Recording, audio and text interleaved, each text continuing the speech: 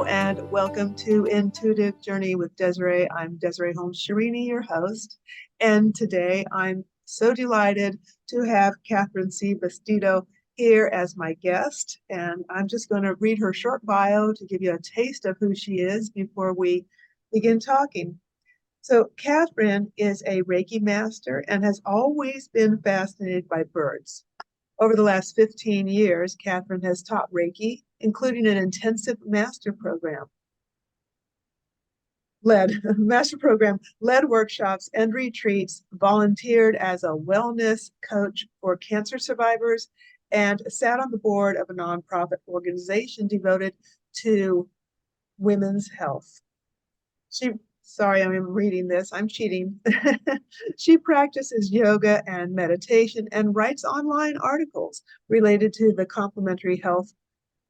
Prior to this, Catherine enjoyed, this is interesting, a fulfilling career with the Canadian government after having completed a master's degree in Canadian studies.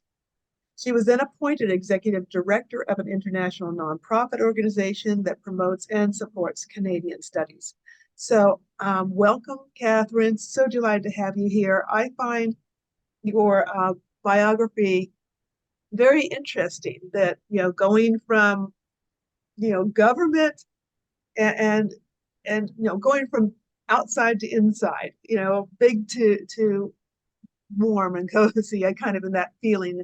So tell me, I'm just dying to hear about your path, about who you are, and what led you here. So I'm going to ask you to kind of give a little tour through your life.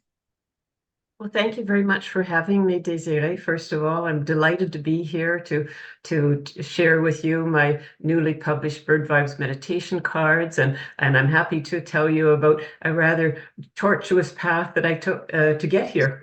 And I come from northwestern Ontario, so north of Lake Superior, that would be, so quite far north. It was fairly isolated at the time, very close to nature growing up, and I think that was a very strong influence on me. My family was close to nature, and I started my career in government because I come from a sort of middle class background, and we were supposed to serve and do something useful, and I ended up in government rather than teaching. And Okay. I had my career. I enjoyed my career. I traveled widely, but it was quite demanding at some points. And in one of the demanding moments and demanding positions, I came across Reiki, and several people mentioned Reiki to me in the same week. And I thought, well, there must be something in this. Right.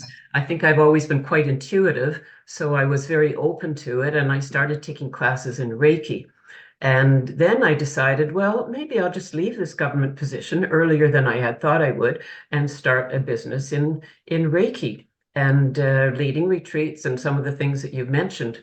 And at that point, I came across holographic Reiki, which is a form of Reiki started by somebody in Ottawa, Canada, by the name of Julie Desmarais. And I was drawn to that because she had a picture on her website of called and labeled it Reiki by the River. And loving nature as I do, I thought, oh, this is for me. And I started taking holographic Reiki, which was very much about symbolism and looking at the whole person, the every aspect of the person, because they say the holograph of the person is like an encyclopedia of everything that has ever happened to you. So I started doing holographic Reiki and saw that my background in nature and interest in nature could be very much tied into Reiki. And this teacher said to me, I'll tell you a story. I walked into her office, and coming from my government position still, with the navy suit and the high heels and the whole bit from the Yeah. Treasury Board of Canada. And I walk in and there's angels all over the walls. And I thought, what am I doing here? And she looked up at me from her desk as I walked in the door, and she said, oh, you have a hawk on your shoulder and it has a broken wing. And I thought, what? What am I doing in this place? And she said, hawks are the symbols of the messenger, and you have messages to deliver. So that was the start. I took a number of courses. I became a Reiki master, and I realized that I did have some things to say, and I ended up writing my Bird Vibes deck in the very first edition a few years back, which was a pretty homespun edition, but this is a totally different one. And although the pictures are the same. And Okay, now there's a guidebook.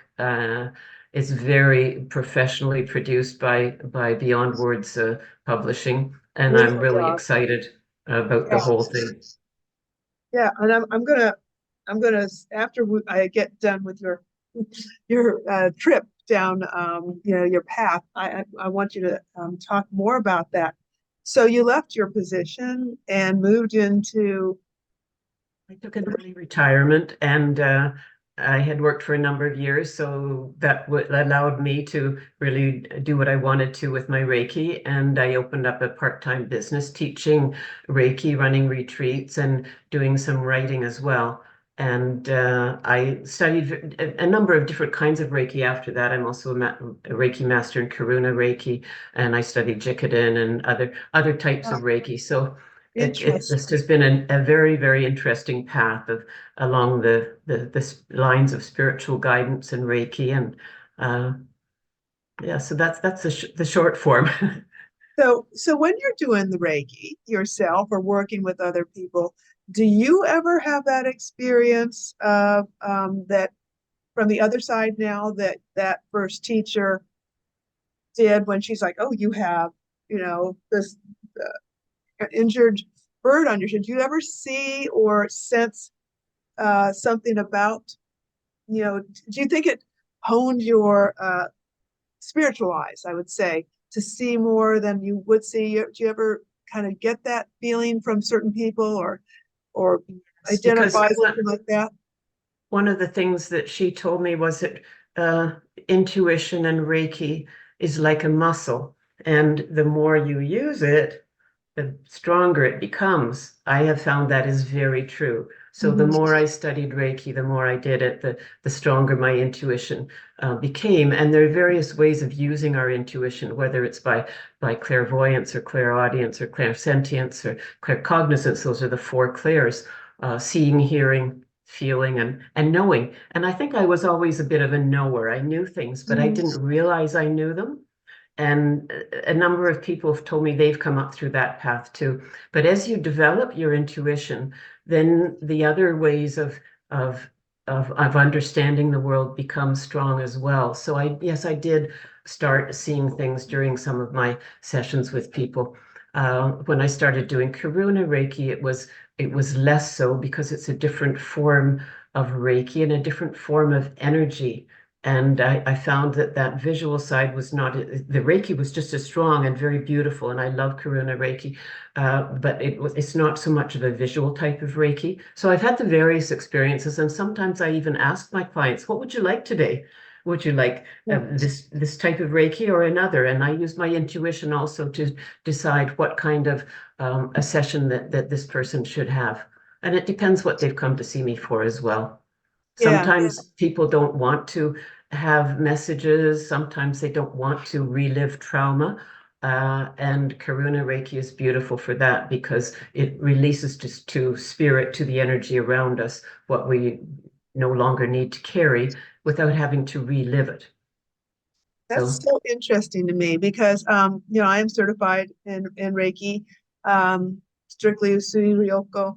Um, but what I found for myself is I'm not so great about like, oh, memorize this pattern, memorize these words. Remember, I'm much more an intuitive worker. Um, and I just, my go-to is feeling, you know, and knowing when my hands have found something, and then also, like you say, having this sense of what it might be about, level two.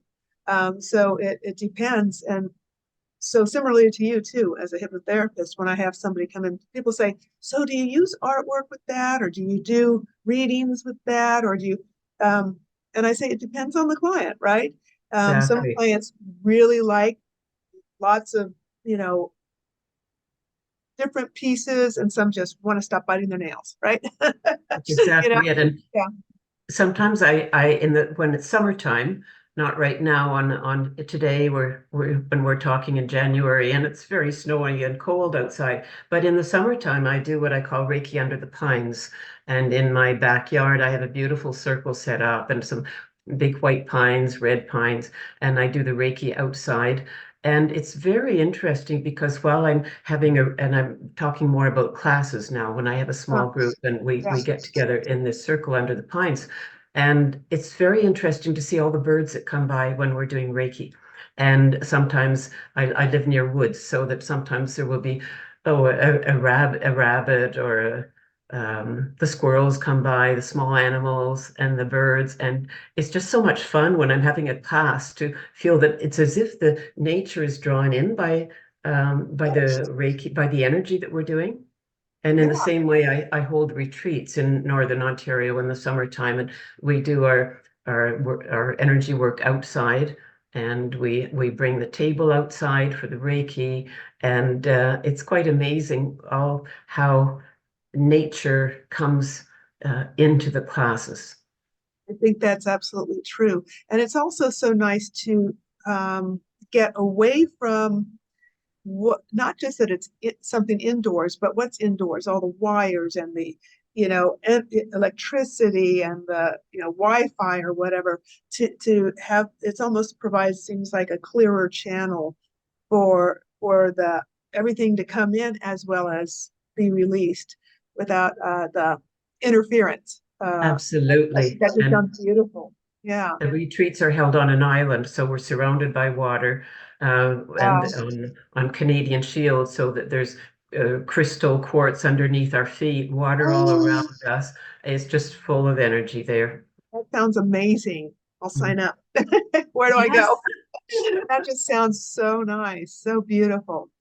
So on that trail, so um you said you wrote the bird vibes cards, but then you also revised them. Is that what you're Yes. saying? Well, I revised them slightly. I wrote the cards a few years back, and I Uh-huh. more or less self-published them with the help of a publisher here. My first edition was terrible. It was laminated. The lamination came off. Oh, I I know what really you're didn't know talking how about. to do Yes. it. But the concept was there and the words were there. So I wrote another deck during COVID, and I was trying to find an editor for this second deck, which I put on the back burner over the last year, because Beyond Words said to me, we don't have a place for this particular new one that I'd written in our lineup. But would you be interested if we were to mass produce your Bird Vibes deck? And I said yes. And Oh, I don't know. Let me think about it. Yeah. yes, exactly. That was what much more work than I'd realized. I wrote the guidebook, and we together, yes, so the guidebook's quite complete. I'll come back to that, but just to Yeah. finish the story, So gorgeous. we the pictures are the same as they were originally because they're beautiful paintings by an Ottawa artist by name of Heather Bale, Yes, and I had fantastic. commissioned her to paint the original oil paintings, each one about the size of the card. And I Wow. commissioned her to paint a painting to go with my words. And when I redid the deck with Beyond Words, we checked the wording more from a point of view of accurate ornithological accuracy. So there were a few moments where we made a few edits because I asked an ornithologist from the University of Guelph, Ontario, to look at all the cards for me. And he made some very good observations where I'm not an ornithologist, I love nature, but that doesn't make me an expert in birds. So he Uh, made a few corrections, which I was very pleased to have, and I can now assure all your listeners that these birds cards are also a way of learning about birds, and the facts are all yes. very accurate. So we revised the words from the point of view of accuracy about the birds, the titles, even put in the Latin names in the guidebook. So it was that more from that point of view, and then I wrote the guidebook with the help of the editors at Beyond Words, who would come back and question something, and we did some exchange, as you do when you're writing something. And the guidebook, which you just showed, has in Yep. it ways of using the cards. And Yeah, I've in the very called this beginning. a meditation deck. And I Mhm. feel that the cards are, I've always felt the cards are meant to be used as a way of self-reflection and in a way of helping us reach our authentic self and help determine our path and give us spiritual guidance. My work is helping people tune into their authentic self. So this is more of a meditation deck where you would pick up a card, look at it, read it, and say, well, how does this apply to me? Let me think about this a little bit and reflect upon it. And the cards are all divided by the chakras, and they're color coded, so it's easy to see. And there are seven cards for each chakra, and one card for the eighth chakra. And the card is 54 decks because there are also four cards for the seasons, which Heather painted as well. So that makes for a 54 card deck. I think it's just gorgeous. And what I really, like I said, before we came on camera, how grateful I am to have the deck in front of me to be able to talk to you about. Because I, I believe me, I love oracle cards and tarot cards, and I even have uh, these two little mini shells. They used to be, I don't know what they used to be for, like remember the old tapes that were little like this, um, Yes. after the big fat ones, but before Yes. DVDs and CDs. So it's two little wooden shells with all these cubbies for those. And I was going to throw them away or not give them away or what nice little wooden shells. And I went, "Ooh, do you know what this is the perfect size for?" So I have like these shells just full of oracle cards.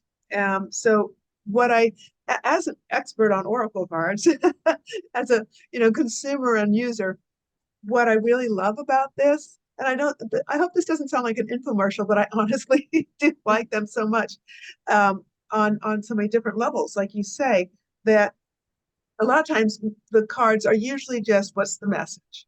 This card means that. That mean card means that. And yes, you can meditate on them, or you can use them to plan or reflect. But with these, just go flip through so people can kind of, well, in the beginning, you do have like even what I love, like the book is in color, and you find one of those sections where it's just so helpful because you do, then refer to different things like, the colors and all that. That is very helpful as far as educational about the chakras and the body and the whole idea of meditating. And I hope you don't hear my background speaker there, that will be quiet in a minute. But then it goes on to also beautifully, just the depth is right here in the book. So it's on so many levels. And then as you're reading it, you really can just get to understand birds and have a picture, a beautiful painting, such beautiful artwork by Heather, that you can just see the bird. And as I'm talking to you, I'm going to give you this idea. Maybe you'll do it. Even is what would be awesome is to have like a some sort of a play audio with each of the birds' songs to Mhm. hear to go along with the meditation. I think that would be That's fun true. too. That's Tie it lovely all thought. together because to have that, and but even with what there is to learn about the bird, look at the bird, think of, like you say, what is that bird's message, um, and to reflect on that and learn about birds. That's something I don't know much about birds, but now I do know more. And so with having said that, what led you? Did you have the bird in mind first, or the words, and then tie it to the bird, or how did you match the birds to the thought and the sentiment, or the meditation that went with it? I had a funny experience. I haven't shared this in other interviews, but I was thinking about this the other day, and I was remembering that I was in Vancouver, I think, and I bought a deck of cards, an ordinary deck of cards, and they had birds on the back. And I looked at them and I thought, oh, Well, this is kind of fun, but I could do something way more interesting than that. And I could tie the pictures of birds to meditations.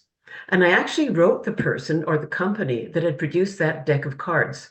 And I never heard back. And I thought, well, here, this has been a brilliant idea, and they're ignoring me. So fine, I will do this myself.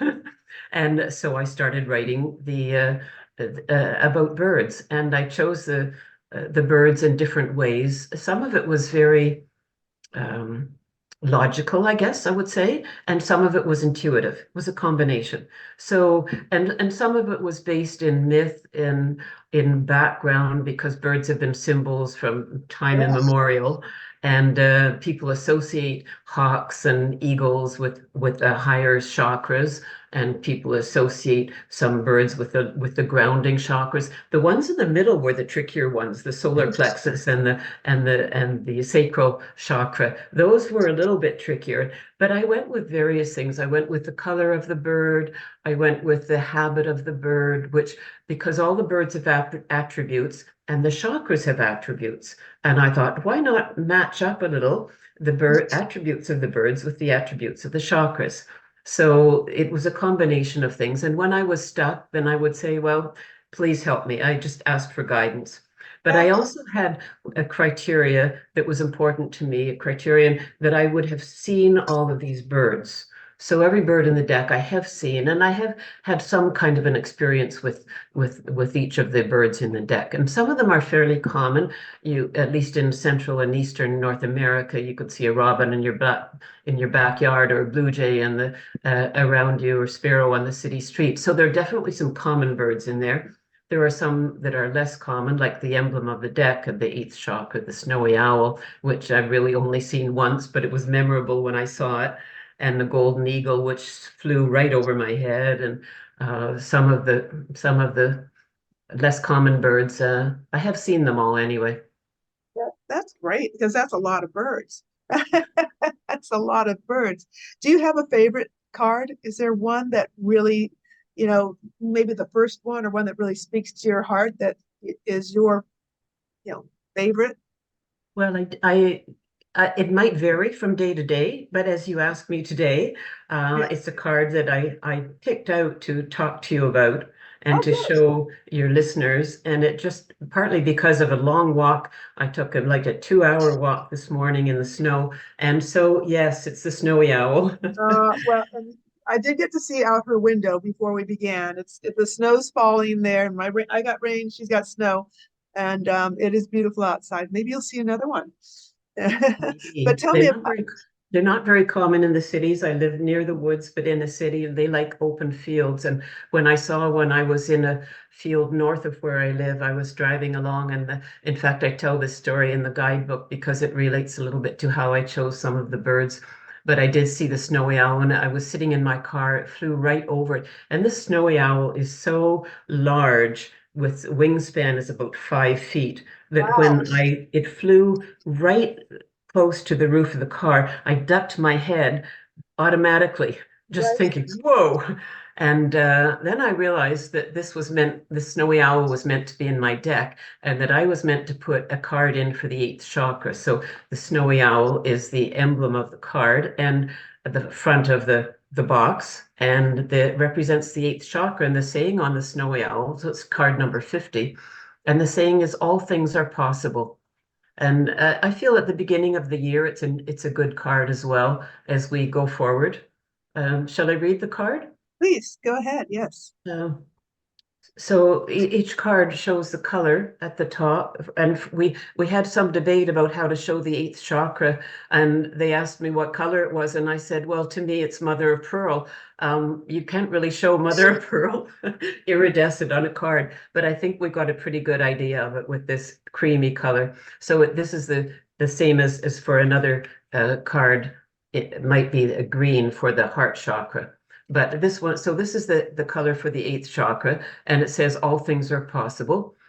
The remarkable snowy owl has a more than 4 foot wingspan. The owl perches motionless on a post until, with wings beating slowly, silently, powerfully, this raptor flies down to take its prey.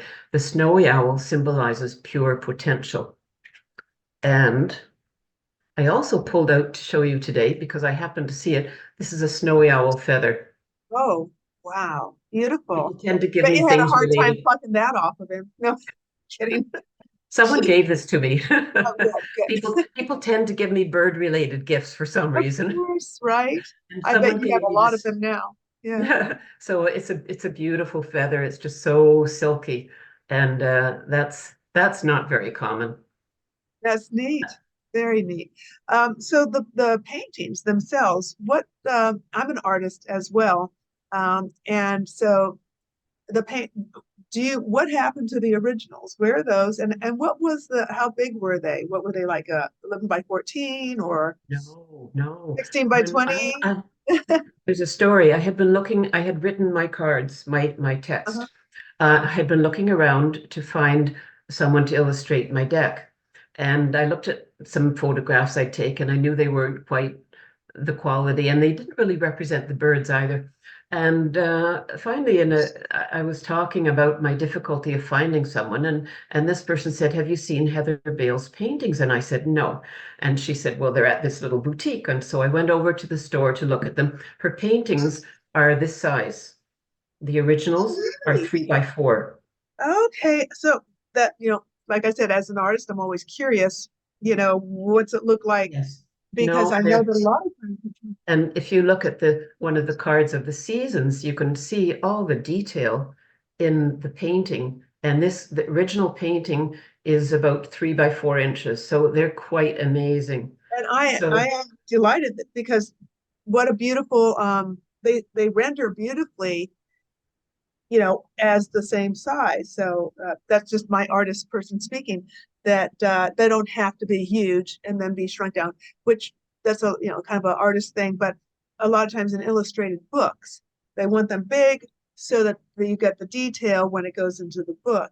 So I was curious. So how and on some of these, you can kind of see, I don't know if that's reading through, you can kind of see the marks of the paper or canvas underneath, her signature there. So that's interesting. Now you've solved my curiosity on so where did they go? Does she have well, them? the- Do you have them? I talked with Heather and I said, will you paint a painting for each text and that will go with the card? And I leave you to it, to your artistic judgment and what will fit with what I've written. And she did it amazingly. Sometimes she explained to her about the colors of the chakras, and sometimes the background of the picture is related to the color of the chakra. And sometimes it was for the color of the bird. But so she painted the pictures. For example, this is a lovely one, the chickadee. And Beautiful. this card says celebrate. And doesn't that chickadee look happy? Yes. Yeah. It Like, just look like, yay. yeah, it's lifting up its wings and saying, Uh-huh. let's go celebrate, everybody. Let's have Yeah. fun. So the position of the birds I thought was quite lovely, and some have more detail. Here's one, the pelican that says "nurture yourself," and so she shows a pelican with food in its Yeah, you can beak. see the Yeah. So and the one that's for the starling, well, it talks about groups. So there are several birds in this picture. And yeah. even the card for each season has a bird if you look closely. So this picture, which is winter, has a northern cardinal in it. Each card for the season has a bird in it. It's almost like a where's the bird? Oh, that's fun. Yeah, these are just, I'm looking down at mine and here. Um, just a lovely job. Okay, I see it now. There's that. Oh, and so that's just fascinating. Like I said, they're gorgeous, in, and fun and intuitive in so many ways, right? So in your other work, I know you do a blog. I haven't actually had a chance to check it out. So what other areas do you like to write on or share on? I liked to write about how we connect with our inner guidance and how that can help us when times are difficult. People through I think all of us went through some tough times the last couple of years with COVID and sickness here, and it seems to be a constant state of change. Even in my family, we celebrate Christmas, and we had people visiting from out of province, from Vermont, coming across the border to be with us. And then there was COVID here and there, one person after another. It was constant change. Yeah. And we were at this point just laughing and say, this is par for the course this year. We're just all nonchalant almost about it. Whereas at the beginning we were, oh no, Everyone another was trip is terrified. canceled.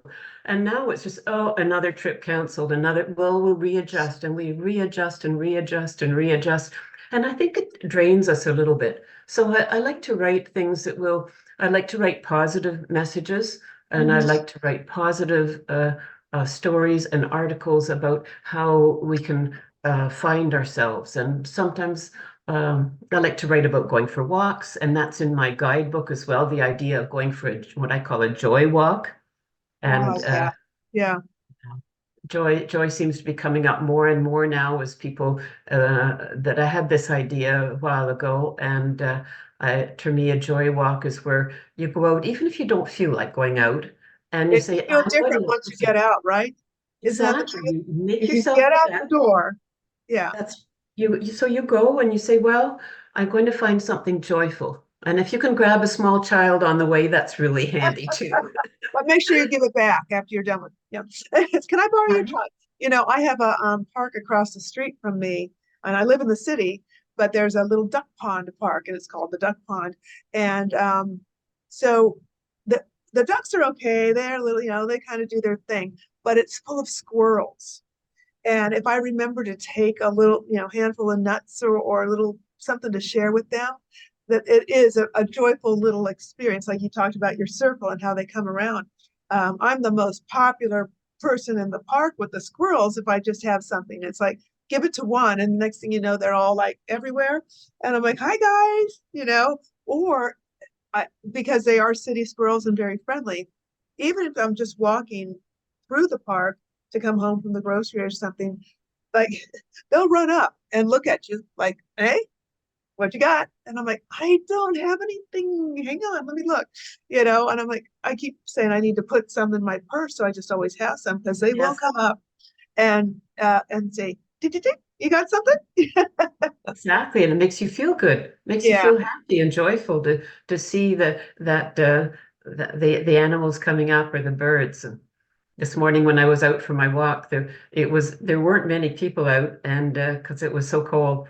But there was a place along the road where there were some um, posts that were at the edge of the road, and on those posts, people had been leaving seeds for the chickadees. So the chickadees were coming out, and I thought, oh, this is so nice that people are leaving seeds for the chickadees. And I stopped for a while just to watch them. That was the only wildlife around where the chickadees coming for the seeds, and a red squirrel and maybe a crow overhead. But there's always something that can bring us some joy in a walk. So that's another favorite topic of mine. Yeah, and really, I walking is probably my favorite, just nothingness to do because when you slow down, um, instead of driving or going, if I'm walking, one of my favorite things to do is to just look down. And I'm crazy about crystals and rocks, as well as oracle cards. And it's amazing how beautiful just the rocks on the side of the road are. They've got, I'm wearing this, but actually, if you were to look down, it's still one of those just quartz, if you were to look down, the street is full of them. They're just these beautiful little gems on that are part of gravel, you know, Absolutely. and Absolutely.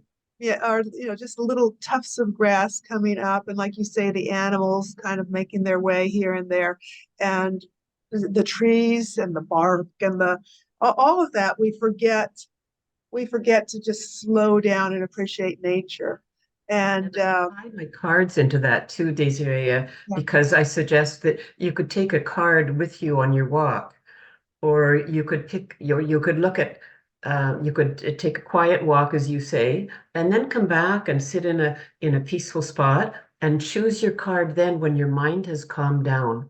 And then choose the card and meditate with the card. And your mind at that point, your whole being is much more open to the message of the card. That So there's a way to integrate the nothing in the cards with way. that walk. Yes, I love that. Ah, well, Catherine, we're getting at about half an hour now. Is there anything else that you'd like to share before, we kind of segue to saying goodbye? Well, I'd love to tell, I think you'll be telling people information about how to reach me Yeah, afterwards. yeah. So I'm So, going to ask so you to go ahead and share that yourself, and it will be in the details. okay, Uh, so yeah, but I do tell us. I do have a website, and you can find out more about the cards and some of my blogs and interviews on the website, which is catherinecbastedo.com. Bastedo is Bastedo, so catherinecbastedo.com. I'm on Instagram under the same name, Catherine C. Bastedo, and I'm on LinkedIn, Facebook under Vision Reiki, which is my company.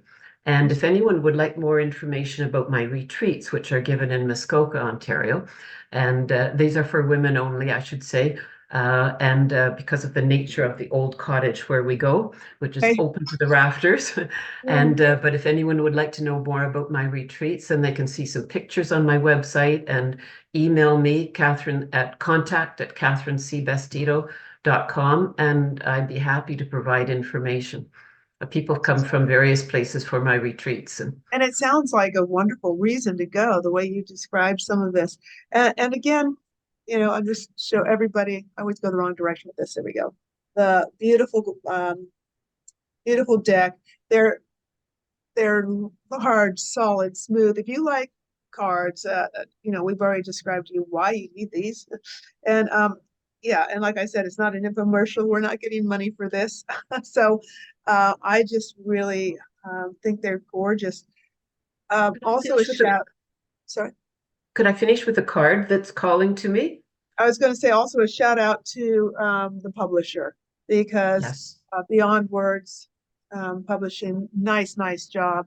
And so yes, go ahead, please. Let's The close it. publisher has been amazing on this whole journey, and I'm very grateful to the whole team there. And in my interactions in scheduling your interview today, very gracious people, lovely. So So the card that I'm drawn to conclude with is this one. It's Red Heart was just speaking to me, and this is a rose-breasted grosbeak. I have seen it at my feeder in Gatineau, but not very often. So it is around, but it doesn't show itself too often. This is in the heart chakra, so you can see the green, and the words say "reveal your heart." And it says the brilliant red heart of the male rose-breasted grosbeak shows up clearly. Share your love with those close to you whenever you can. The opportunity may fly by and not come again. So rose-breasted grosbeak to conclude with a message to reveal your heart. very nice. And thank you for revealing your heart with us today and sharing just that yeah, I beyond the cards, you are just a lovely person to talk to, and I feel such really pleasant energy coming from you all the way across the airways. So thank you for being my guest, and I appreciate it. Much for having me, Desiree. It's been a great pleasure. Have a good rest of the day. I'm going to stop the recording, and thank you for all being here.